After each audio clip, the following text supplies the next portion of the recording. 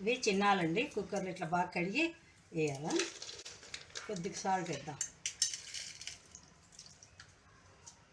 కొద్దిగా వాటర్ వేస్తాం.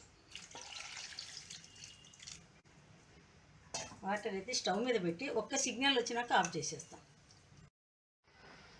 కుక్కర్లో ఒక సిగ్నల్ రాని అని చెప్పాను కదండి. హాలు చల్లగా అయిపోయింది. అన్నీ ఇట్లా ఓడేసుకున్నాం.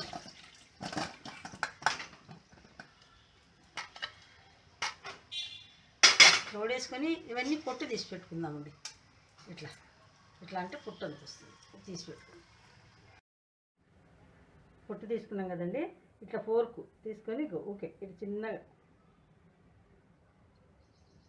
ఎందుకంటే ఆయిల్ పోతుంది. అట్లా అన్నిటికీ ఘాట్లు పెట్టుకోండి. ఆయిల్ పెట్టాను చూడండి. పెన్నం పెట్టి కొంచెం ఆయిల్లో బాగా వేగాల కాబట్టి కొంచెం ఇట్లా పొట్టు తీసుకొని కొంచెం ఫోర్కుతో ఇట్లా ఘాట్లు పెట్టుకోండి. లైట్గా చుట్టూ కొంచెం ఆయిల్ వేడెక్కింది. ఇవి అన్ని ఘాట్లు పెట్టుకొని ఇప్పుడు ఇట్లా వేసుకుందాం.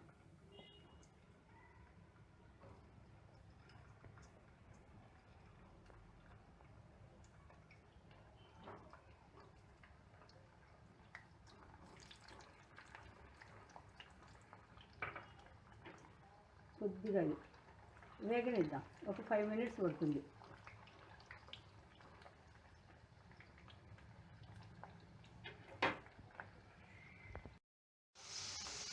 చూడండి 5 minutes అన్నాం కదా. అంతా ఇట్లా గోల్డ్ కలర్ వచ్చేసినట్టు ఇట్లా. మరి ఎక్కువగా వేయించితే గట్టి పడిపోతుంది ఆలు. ఇంకా ఇప్పుడు తీసేస్తామండి. ఇదంతా తీసేసుకున్నాం. ఆవాలు వేద్దాం, జీలకర్ర, మినపగుండు, కొంచెం శనగలు, ఎండుమిర్చి,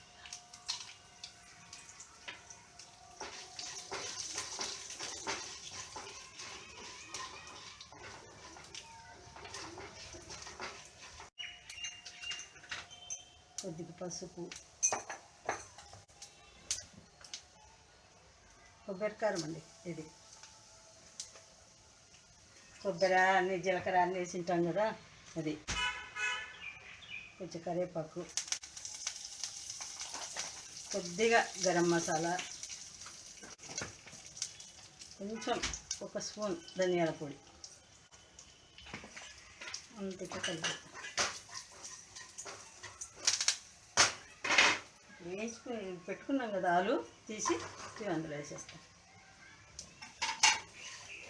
మంట తగ్గించండి. ఫ్లేమ్లో పెట్టుకుని చిన్నగా పెట్టుకొని ఇవన్నీ చేయాలి. ఎందుకంటే మాడిపోతుంది లేకపోతే. అంత ఇట్లా బాగా కలుపుకోవాలి. ఆలుకంతా పట్టాలి మసాలా. స్టవ్ కట్టేద్దాం. ఈ వేడికే సరిపోతుంది. పెన్నం వేడికే మనకు.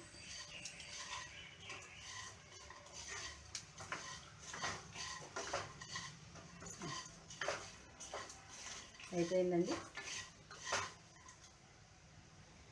మసాలా అంతా కలిసింది కదా. అయిపోయింది.